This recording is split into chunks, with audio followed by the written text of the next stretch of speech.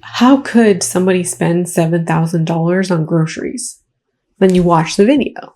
She is attempting to position this as a solution to a problem that is a shitty solution.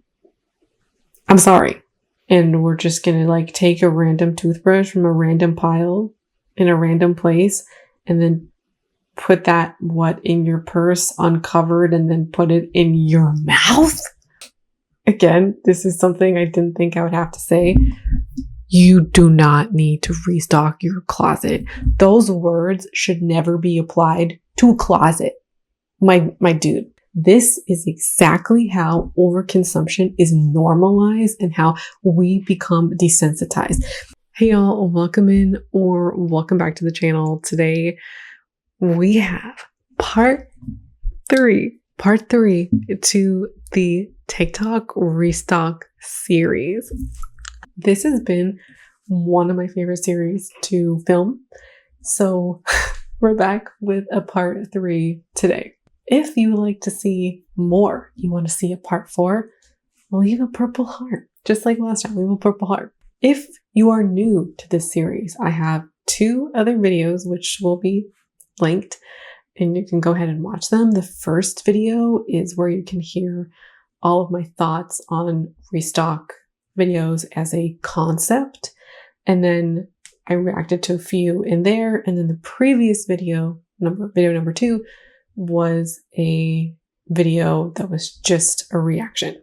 So let's now get started and we're going to watch our first restock. And there's 2 that I want to put in conversation together. We're going to watch them one at a time so that we can have the conversation, but we're going to talk about them separately and then together. So the first TikTok that we are going to watch has 8.9 million views. And the title of this video is Summer Snack Restock for My 11 Kids. The second video has 5.3 million views and it says restocking our fridge with $7,000 in groceries. So let's now go and watch them.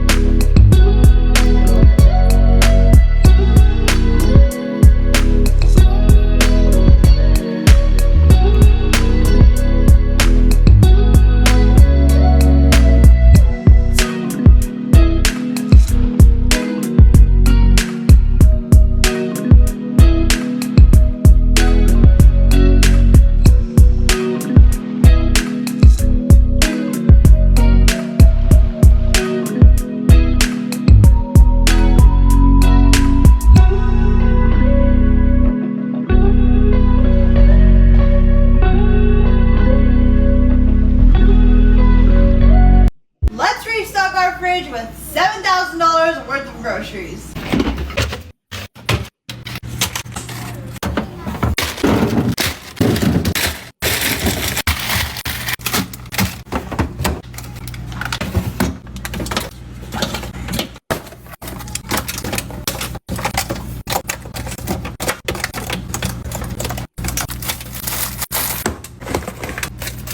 Yes, I know you have to put these in the freezer, but I'm leaving a couple out for tomorrow morning. You could leave them up to 7 days.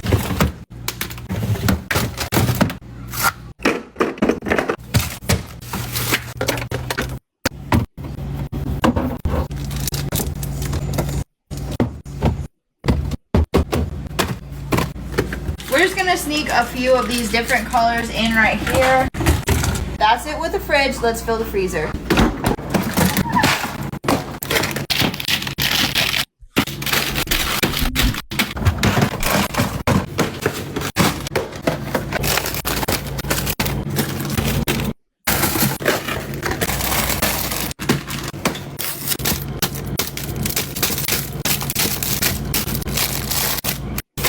Come back tomorrow for a part 2 of reorganizing our pantry. Hey y'all, Editing Jana here, and I find that when I rewatch videos on my own commentary for like the 50th time, I just I just pick up on new stuff every time. And after watching these TikToks, I'm absolutely screaming internally over how much plastic there is in these grocery restocks. And some of it is not at the fault of the influencers or the people showing this stuff, because like cucumbers come like that, like this is just how stuff comes.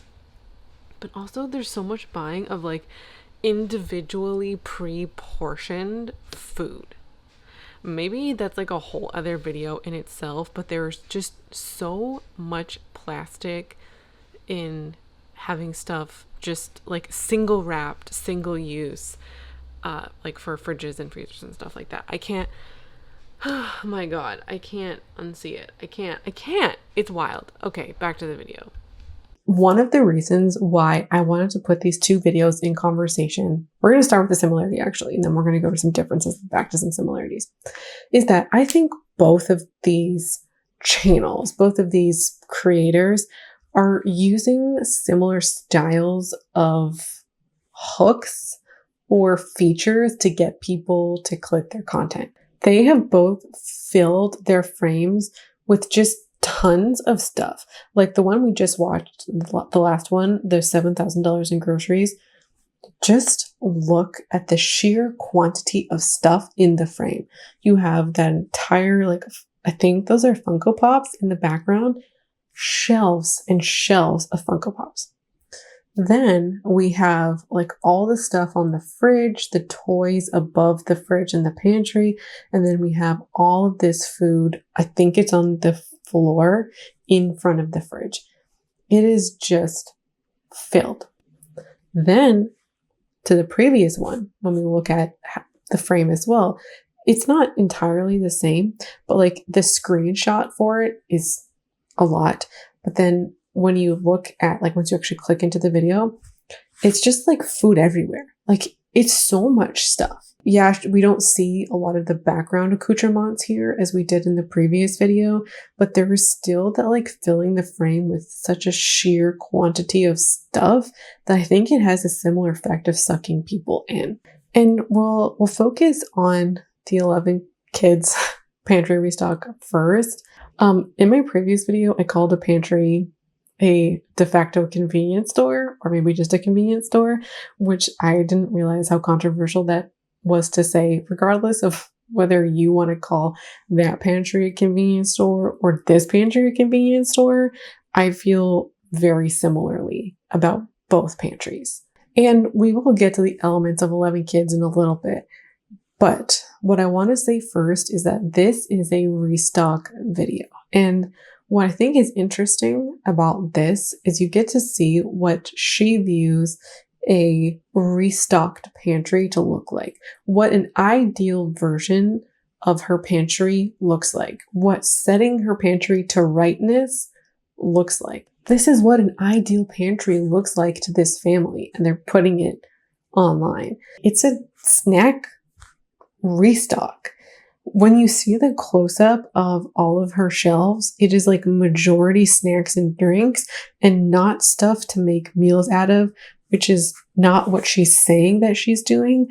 But you can still see that there is like some beans or like some sauces, pasta. So there's like kind of meal stuff here.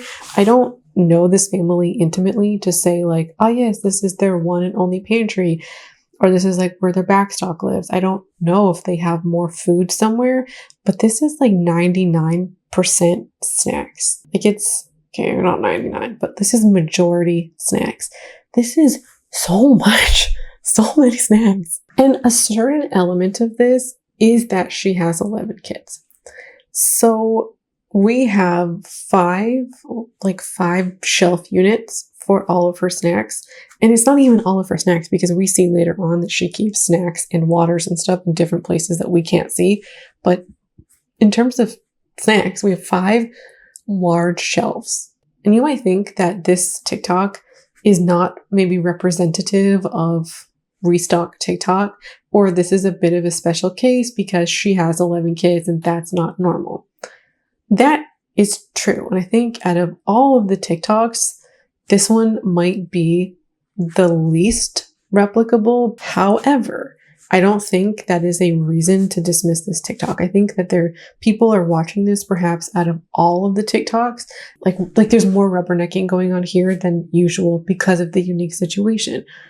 But she is not doing anything differently than any of the other snack restock TikToks that we've watched.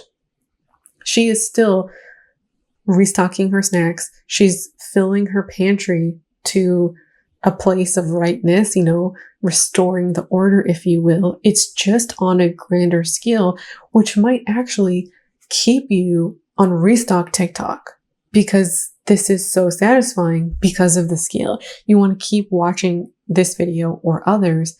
And I think TikToks like this are part of how populations are desensitized to large quantities of stuff ownership. And there are so many TikToks out there that are normalizing large quantities of stuff ownership. And sometimes who is doing the owning is irrelevant. People just want to see a lot of stuff, or there's just normalize. Like when you see lots of people with lots of stuff, your brain might not care that this is 11 kids, right? Or this family is a bit unique when you're consistently seeing stuff like this across TikTok. Does that make sense? And in food in specific, this is part of the normalizing of large pantries. I think people might disagree with me. She knows, like I've seen other content from her, she knows that she is consuming in excess. She has done things to be specifically inflammatory or rage baiting people with the amount of food that she is feeding her family. So this is not like completely out of pocket for me to say. There is just so much stuff here.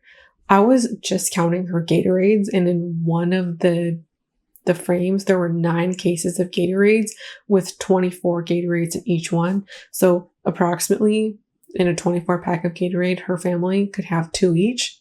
And with 9 cases, there's 18, like each person could have 18 Gatorades.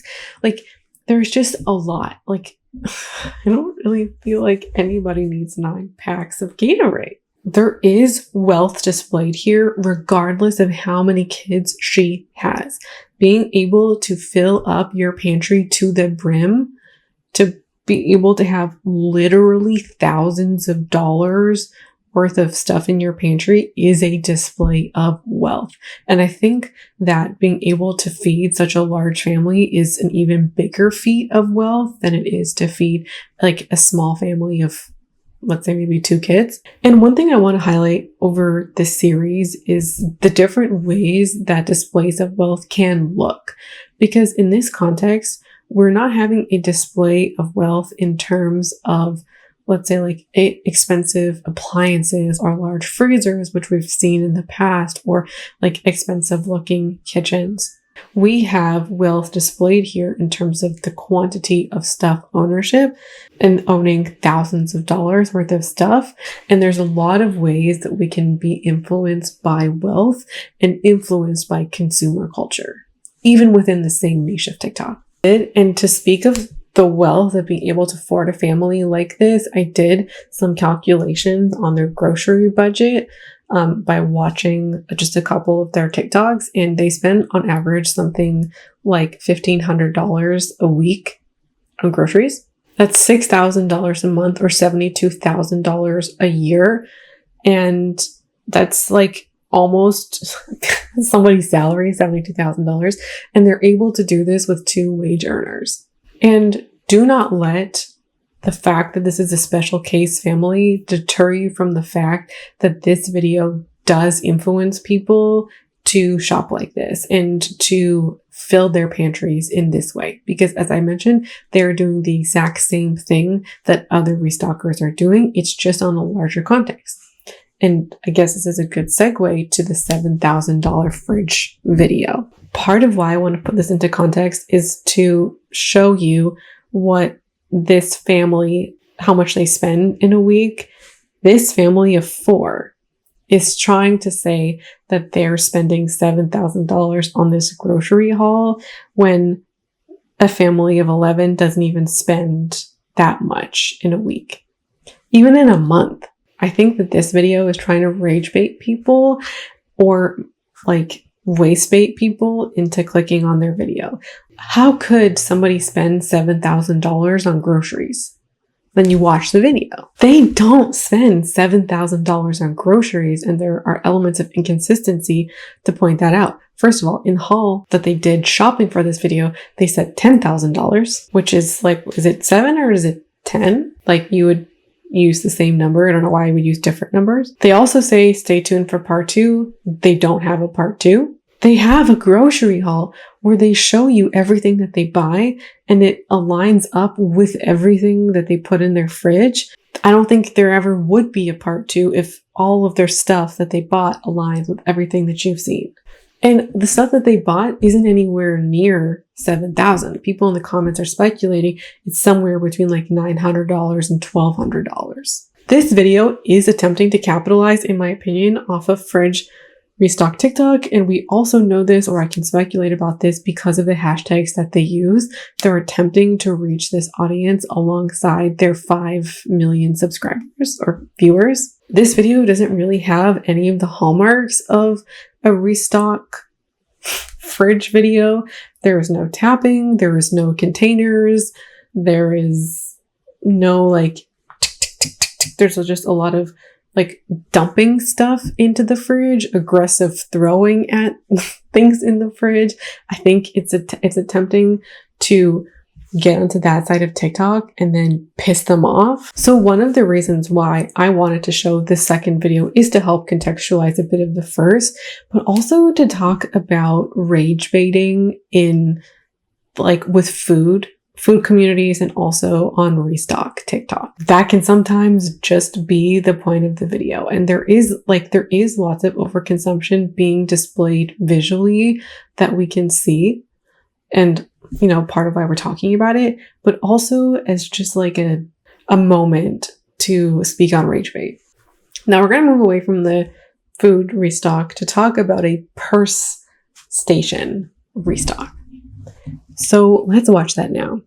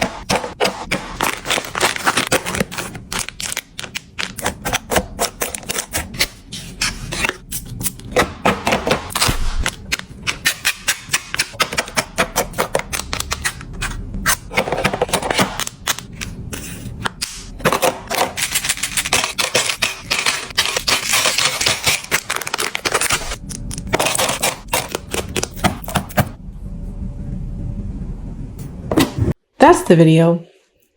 Over 2.5 million views. This is a video that just like my initial reaction is like, this doesn't make sense because it says, let's make a purse essentials stock. Right off the bat, you know what I'm going to say. We do not have a clear understanding of what an essential is. And this is really just like, go buy my stuff on Amazon storefront. Like that's what this is. And then this says POV, you're tired of switching all your stuff to the next purse. She is attempting to position this as a solution to a problem that is a shitty solution. I'm sorry. This solution does not make sense because it is not even attempting to solve the problem that they're saying that they're attempting to solve in an adequate way. If you're so tired of switching all of your stuff between purses, how does having a separate section to stock or unstock or restock your purse, like how does that solve it? It doesn't. You're just creating a stockpile of random crap that you're still going to have to take stuff in and out of to switch between purses. Like if we were actually looking for a legitimate solution that wasn't an attempt to sell you stuff, we might recommend a little bag or two to switch between purses depending on how much stuff that you had. Or if we're like being a little extra, maybe you have 2 bags. Maybe one bag gets unstashed from your bag and left on the main table. Maybe you have 2 of them that are left on, let's say, an entryway table, and you just take it and put it in your bag when you leave the door. Or maybe if you have an everyday bag, one is kept there and one is kept at the front door. Like, there are other actual solutions that will solve the problem that she's saying she's attempting to solve.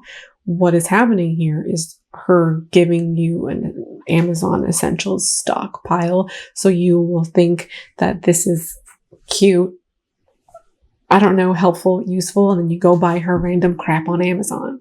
Like, to me, this is like treating your stuff like a store. And also, those single-use toothbrushes are so insane. Like, why do you need that many toothbrushes? And also, they're not covered. They're just like open. And we're just gonna like take a random toothbrush from a random pile in a random place and then put that in your purse uncovered and then put it in your mouth?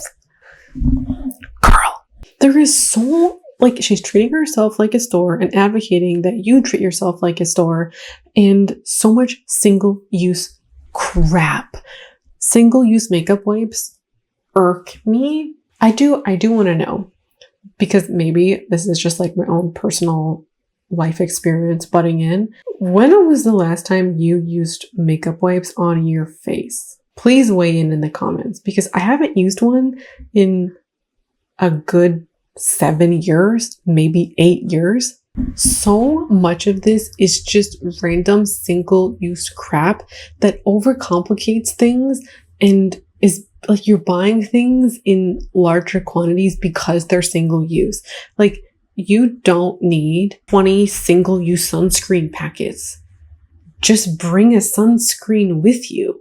Sometimes people advocate for these solutions that are supposed to be more convenient, and people are just like thinking up more convenient solutions to things that don't need convenient solutions for. This is also just a backstock for you to maintain, more stuff for you to rebuy, more things for you to clean, more like mental energy and space for you to now like have this purse thing.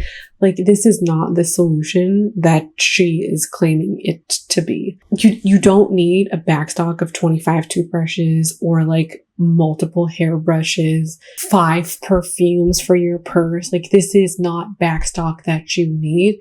I promise you, you will be fine living your life without them. Okay, we're gonna kind of stay in this territory a little bit, and we're gonna look at this guest bath restock. So this is an older video and it has 1.5 million views, and I've been thinking about this video for like 6 weeks now, and I didn't have time to mention in my previous video, so we are finally making some time for this. Things you should have in your guest bathroom. I'm setting out this tray and filling it up with all of the essentials. I like these sanitary wipes. We need feminine products. I like both kinds so that there's options. A toilet spray of some sort. This one's my favorite. Hand sanitizer. I filled the other side of the tray for the guys. These are called Dude Bombs. They're basically the same thing as a toilet spray. You just toss one in and it gets rid of any smells. Also, these Dude wipes are sanitary wipes that they can use. And as if it wasn't already self-explanatory for people, I used my label maker and made stickers to put on each side of the tray. A few other things you can put out in your guest. I just wanted to show the first part of this video to you. The other part is just like, it's not like I'm cutting out anything too wild, but I want to talk about this tray. My favorite comment on this entire video is, "Are the straights okay?" Oh my god. Once you watch these bathroom restock or purse restock videos, you start seeing the same products over and over and over again. So there is an element of like potentially, even if you're not setting up a guest bath stuff, of potentially you buying this stuff anyways to maybe restock your purse or your car or whatever. It's that repetition that can get you. I do like having a little maybe caddy or little container of stuff to have out for your guests. I think that is nice. And if we're just looking at that, this is like a much smaller display than these like whole vanity restocks that we've seen in the past from people, where it's like, oh yes, they're going to spend $400 to restock your vanity. I appreciate this kind of smaller version, and I do think it's nice and something that I myself might consider if I wasn't like antisocial and wanted to host people. But no, that's not even there. I also appreciate having period products just like out on display, easy to grab. Periods are still like somewhat taboo. People like are uncomfortable to talk about it or see period products, mostly men. And so I think it's nice to have like small ways to normalize period products and just like having them out and like, I don't know, it's a bodily function. It's not really gross. You know, like I appreciate that as well. I mainly wanted to talk about this video for the gendered products that are highlighted in this video, which I think is what prompted the "Are the Straights okay?" comment. What we are talking about here are like butt wipes and like poop smelling products. I kept calling them poop bombs when writing the script. They're not poop bombs. They're not bombs of poop. They're products to help your poops not smell bad. I don't know why that's so funny to me. I guess maybe sometimes I am a child. You don't need a different wipe because you're a dude. It's a butt. Like, they're the same. Like, you don't need a separate butt wipe or poop product because you're a dude or because you're a woman. That's not it. I had personally not seen any of these wipes or bombs until I started watching these videos that were promoting Amazon products, and then you start seeing them over and over again. And so if I had never seen this video and I just saw those like blue little pellets sitting in the container, like I went over to their house, I would have no idea what that was. There's no context. It looks like a detergent capsule. Like, would you know what that was? I don't actually think that people are going to use that, or specifically men. I don't think that men are going to use that. And I also think that like you put that in the sink, or not the sink, in the toilet. It's also like the sign that you took a poop. The poop products are just like funny to me because somebody still knows you've pooped. Because now the bathroom smells like the product that you're using to disguise your poop.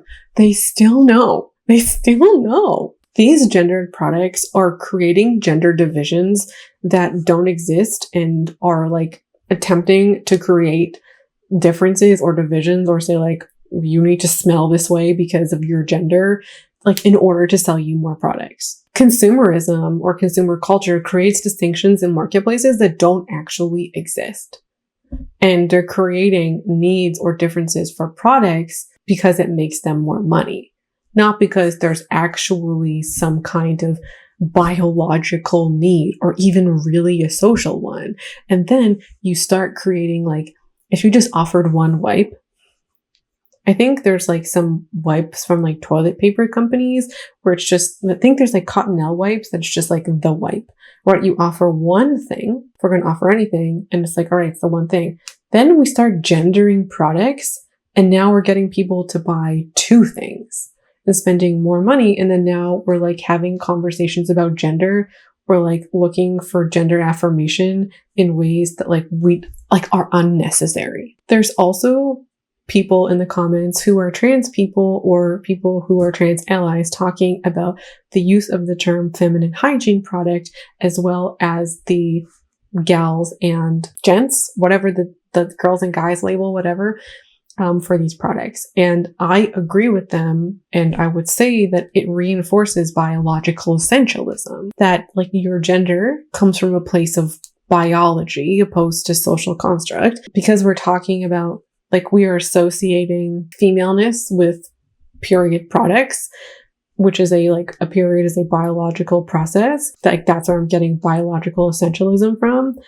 And this is not true. Your gender is not biologically rooted. And so people are also in the comments saying, well, if she had queer trans friends, then she would probably do something different. Her bathroom is no longer a private space. It's no longer for her and her friends.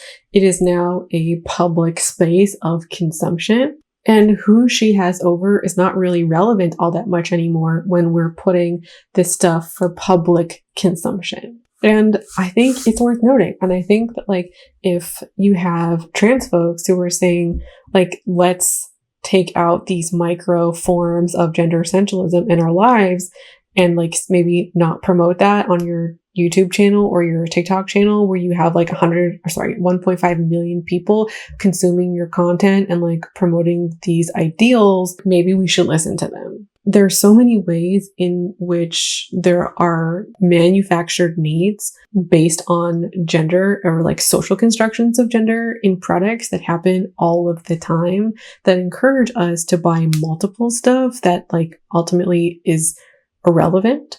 And I wanted to highlight that. So now we're going to move on to another TikTok. I want to give you no context for this one because it just came up in my feed. I would like to know before, like once the video plays, what you think I'm going to comment on. Welcome back to my closet restock. I placed an order with Petal and Puff right before I left for vacation, so we are going to try it all out. This is not sponsored except for by my bank account. So let's go. Let's dump it all out. Mama did some damage. Shirt number 1. I don't know where I'm gonna wear this. It's just really cute. Probably around the house with sweatpants. It could be dressed up with some slacks, down with some sweats. I look like a loser right now. It's great. But I love this. It's so fun. It does kind of show a lot of skin. But if I wear like sweats that go up to here, I feel like it's fine. Yeah. Just imagine this with longer light colored slacks. And I don't know, I got a button the sleeve because I'm not styling this right now, but like, super cute. This is like out of my comfort zone, but I also love it. Now I've got a bunch of matching sets. I love color if it's a matching set, and I love this one. It's perfect. It's perfect, perfect, perfect. Set number 2, this one is really nice because I could either wear it like this, like a normal outfit, or it's really long. I feel like I could wear it with a bathing suit and like this open, like a blue bathing suit. Wouldn't that be cute? Yes. It'd be so cute. So it's like multi-purpose. Again, I gotta style it because like I'm throwing these clothes on, but rolled sleeves, sandals, super cute. Love this set so much. I saw this set on Anna from The Bachelor on TikTok and I was like, where'd you get this? And she said Petal and Pup. And okay, so like we don't need to watch more.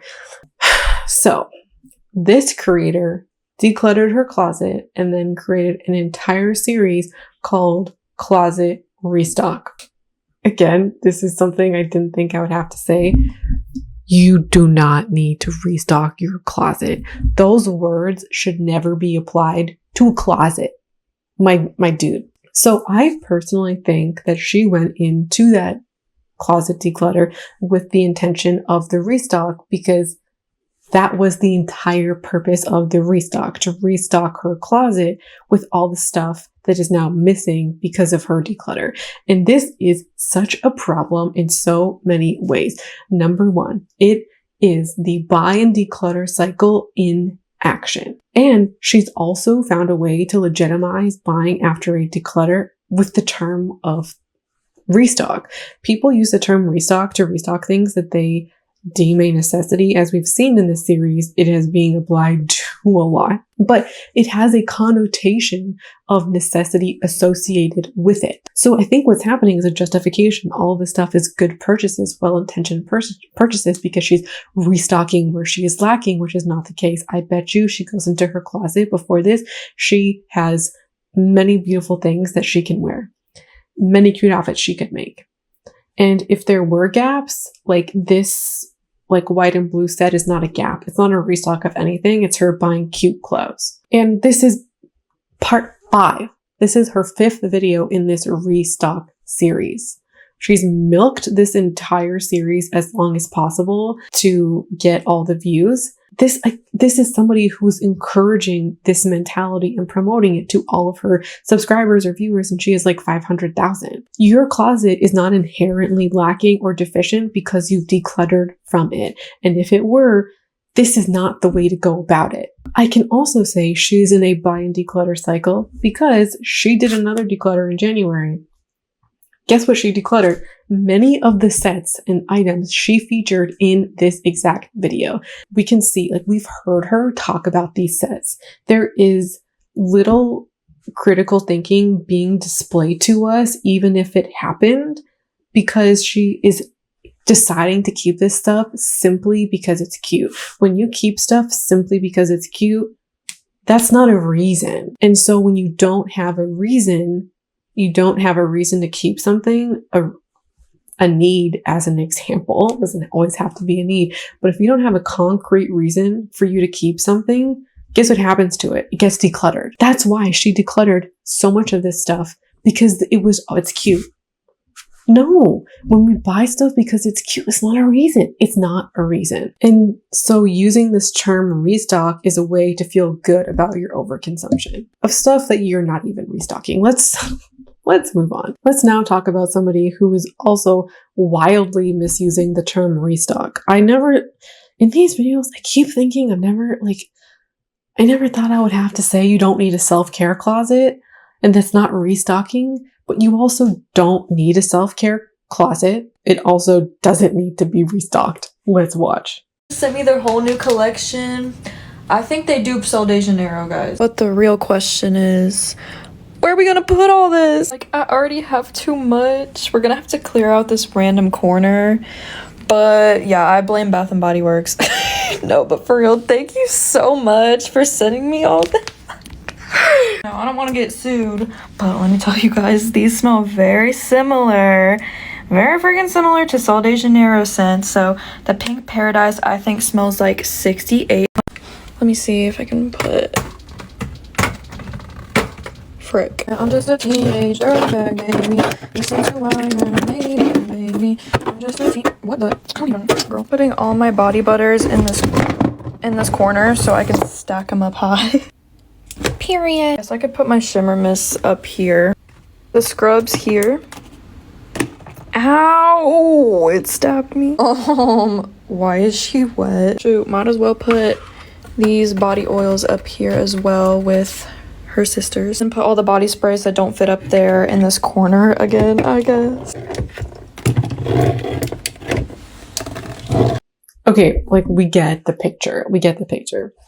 This reminds me so much of the shower that we saw in the previous episode. A self-care closet is insane, and restocking it is even more insane. This is promoting hyperconsumption and like collecting that is unnecessary. Like, I feel like this is not restocking. We are so like misusing and abusing that term in order to get into the algorithm that, like, I think we've lost all concept of what a restock is at this point. Like, there's so much stuff here. She's like stacked up like 5 high. Stuff's falling over. Like, we need to declutter to make room for more stuff. We need to declutter to make room for more stuff.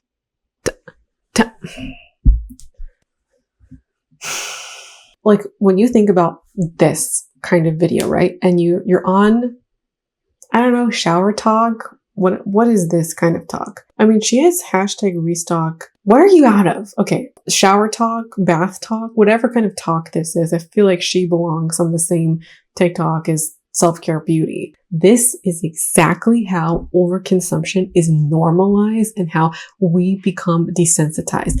Owning this much is not normal, and I hate how much more I'm seeing of this sheer quantity of stuff ownership the longer I'm on TikTok. I was thinking that previous account was an outlier. Boy, was I wrong. The longer I'm on TikTok, the more normal I see this behavior is, and how many people aspire to this. Like, you have so much stuff, you have an overflowing closet of it. Let's move on. I don't have anything left to say about that. I was going to mention one other one, but like, we are vastly over time because I could not stop yapping. So we're going to end on a candy TikTok. If we continue this series, I want to have more candy TikToks so I can continue candy math. Just on a personal note, candy math is just like so satisfying to me. So let's watch this candy salad TikTok as I I don't know, go out of my mind a little bit from these TikToks. I'm trying to find this and I always feel like I'm so ambitious. Like, yeah, I'm gonna get to all of these TikToks and then I don't stop talking for a million hours and I wonder why I didn't get through more. Here we go. Candy salad TikTok coming at you.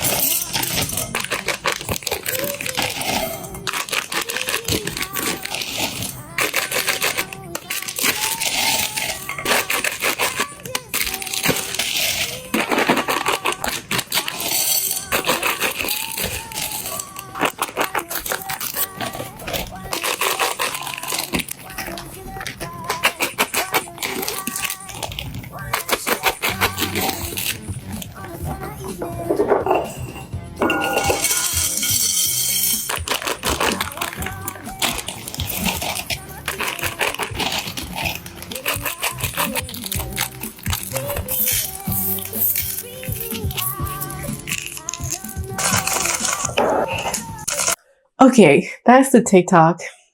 I feel like we're finding more and more stuff to restock. We have our self-care closet, we have our candy salad, and we have our closet. 2 closets in this video. This is being done for the content. This creator is creating a candy salad with like literally 15 bags of candy for the TikTok. Right? We used to say like for the gram, but it's not really a thing anymore. For the TikTok, if you will. This is not real life. This is not her real life creating candy salads. She's doing it because she's a content creator and it's her job. So she creates TikToks for fun. And then all of a sudden, you're now creating candy salads because you've been influenced on like some random Tuesday to buy $50 worth of candy. Nobody actually needs this much candy. You want to bring a candy salad to a barbecue or something, like a family event or like a wedding or a shower, go off. But nobody needs this on a random Tuesday. And this isn't a couple of bags of candy, like maybe buying 3-4 bags of candy and creating a mini candy salad. This is like a 15 bag candy salad. Who's gonna eat it? Like, don't do this. Don't. If you're like a family of 2 or 4, I think it's just like her and her partner. Yes, it's just her and her partner and her dog. It's 2 of them. Okay. It's 2 of them, 2 people. 2 people realistically cannot eat 15 bags of candy in a reasonable amount of time before it goes off. So don't do this, please. Just for yourself. Nobody needs to eat that much candy in a couple of sittings. I also personally find this like texturally disgusting.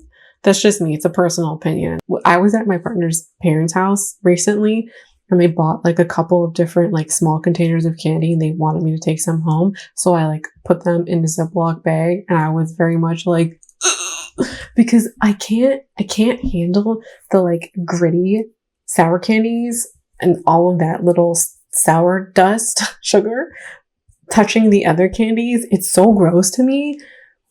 So I would never do this.